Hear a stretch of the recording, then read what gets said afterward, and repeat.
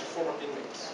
Michel will talk to you about his experience in this actual jail when he was incarcerated here. So that's a very important aspect of what we offer here. It's not just visiting an old jail, but you actually get to meet someone who is incarcerated here and share the experience. So it's nothing like Scared Straight. It's nothing that drastic. So you don't have to be worried. But see you next month. Oui. J'espère qu'il va en manger.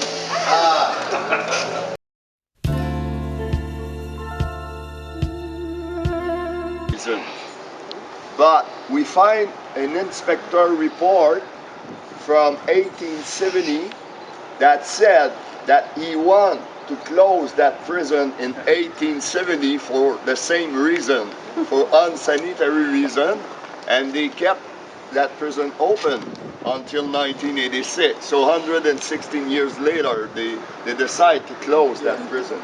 That prison was built for 40 prisoners. And we were 120 here in 1978. But if it was unsanitary for the prisoner, it was also unsanitary for the guards who were working on that prison. So it was not a fun job for those guards also to come work here.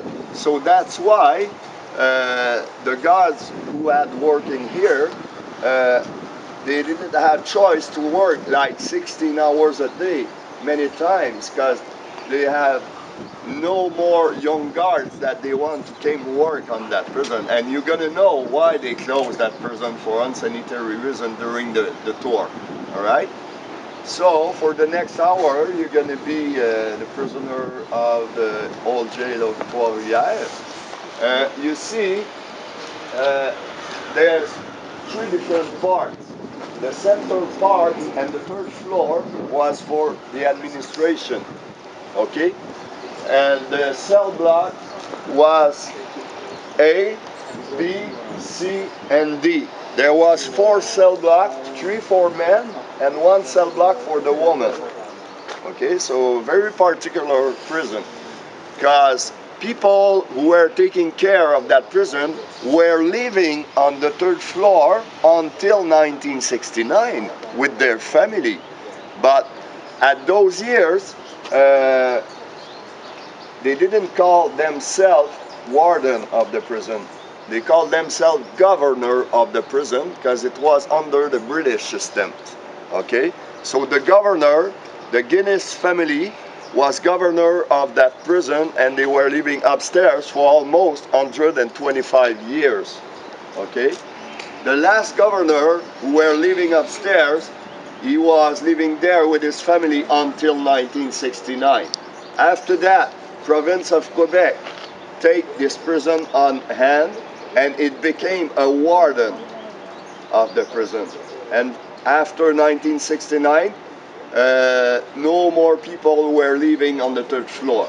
But still today, it's still administration on the 3rd floor. We can visit the 3rd floor because it's the administration of the museum who take the 3rd floor. All right? So you ready to go in? Of course. Did you say again how many it was built for and how many prisoners were here? Yeah, it was built for 40 prisoners, and we were 120 here in 1978. Okay? It was a provincial prison. It was not a federal penitentiary. But, like, did you see the row? Yeah.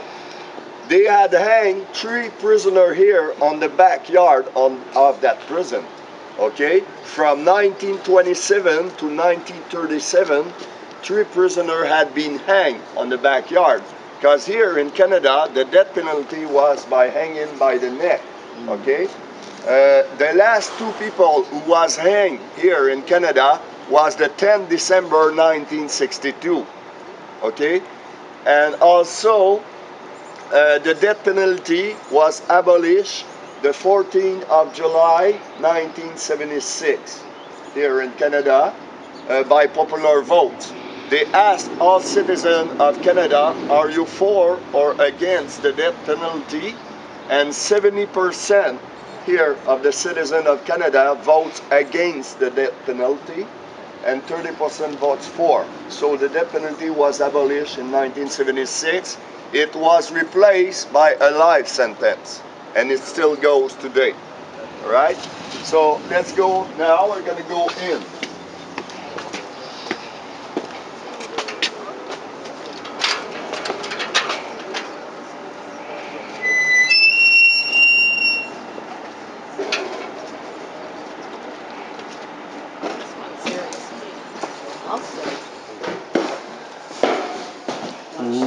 Yeah, yeah. Watch the step, eh? Are you okay? Yeah. All right.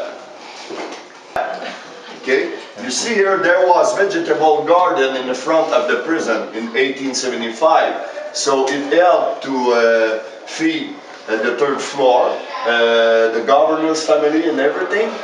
And they start to feed the prisoners better only in 1860. Because before 1860, the meal for the prisoner was only 1.5 pounds of bread and water. That was it. So the prisoner was had really sickness because they eat only bread and water. So when they create inspector of the prison around 1860, the first report said also that they have to feed more the prisoner because they catch all sickness going around, and after the guard catch that and going here on the country, you know, so it was too bad.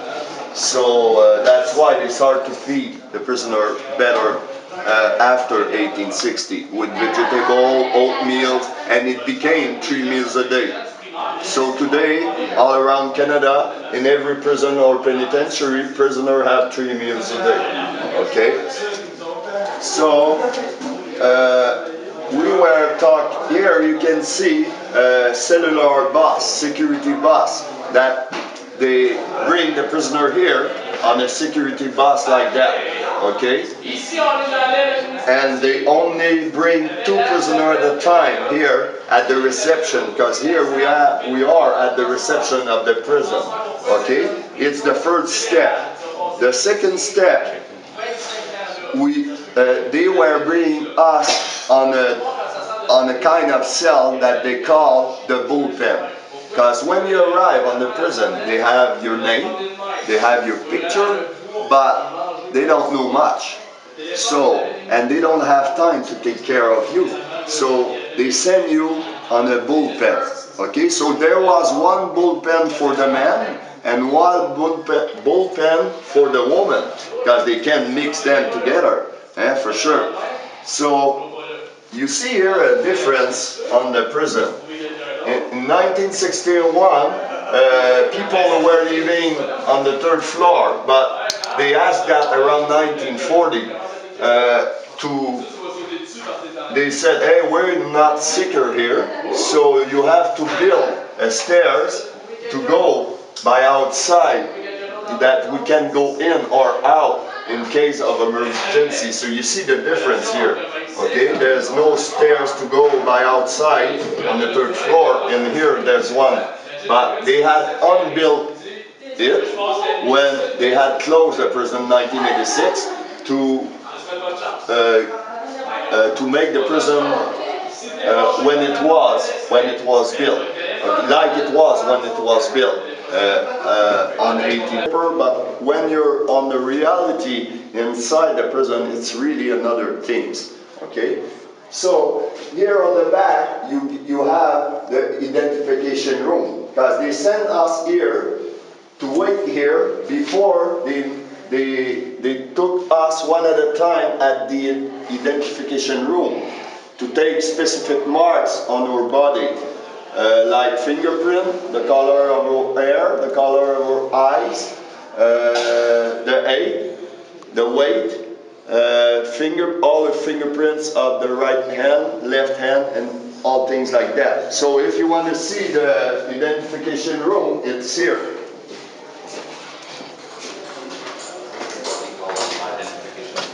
Yeah.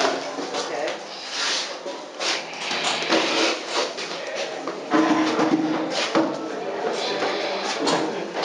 So you're gonna take the bucket again. So I said no. He said, I give you the order to pick the bucket up and go empty it.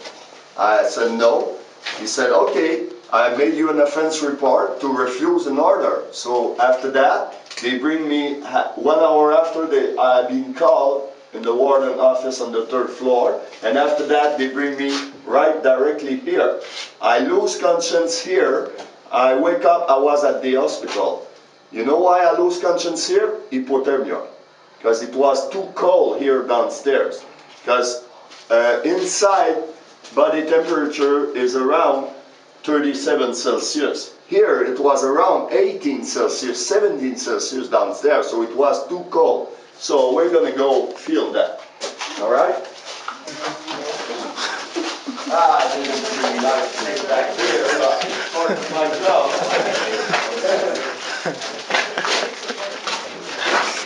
What's your steps, eh?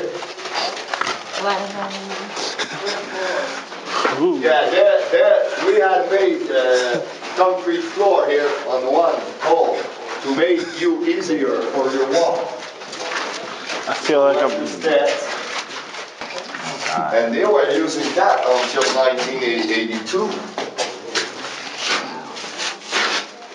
And there was 2 doors.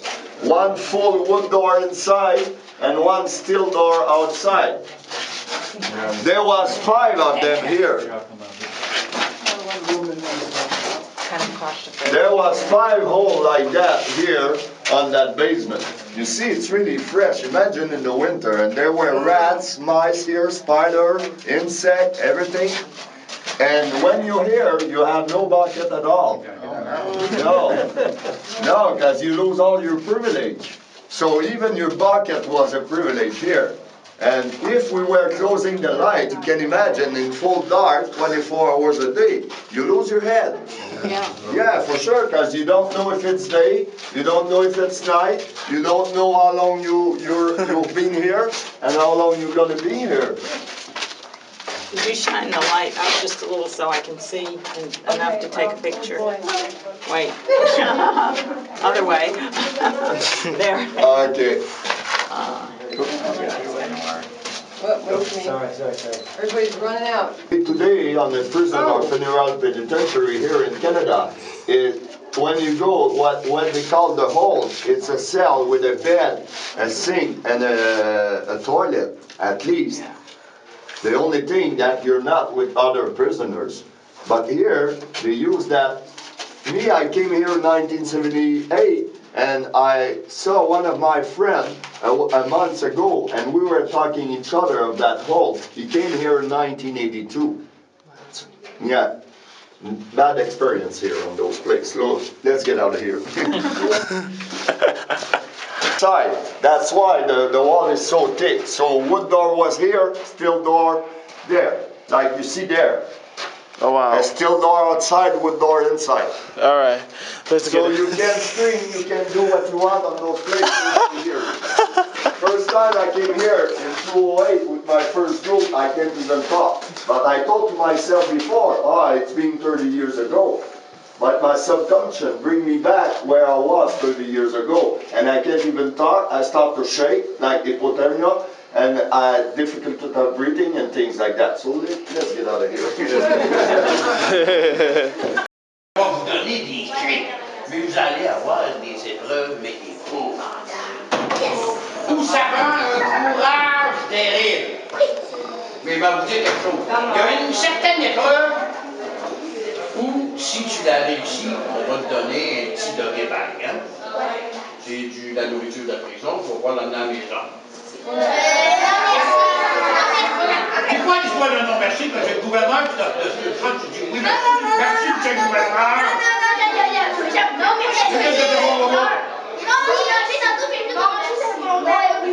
Regarde, ça va te faire un petit lunch en arrivant à la maison. Ça aussi, c'est pour une épreuve. Puis ça, manquer le poids, parce que moi, j'ai tellement honte. Hein, quand mes deux ici, puis lieutenant manquent le poids avec ces épreuves-là. Non, pas question. Pas du tout, pas du tout. Non. Non. Pas du tout. Pas du tout. And stay away from those places. Maybe just for visits. All right. Yes. All right. So have a nice day, everybody. Thank you again. Thank you so much for your time. All right. All right. We hope you appreciated the authenticity of the old jail, the authenticity of our guide, the way he's dressed, the way he speaks. We really try to recreate the experience of being in prison. So we made that choice, and I'm trying to remember who had asked before, but you actually get your own copy of the key. Ooh, for a small prison. All right?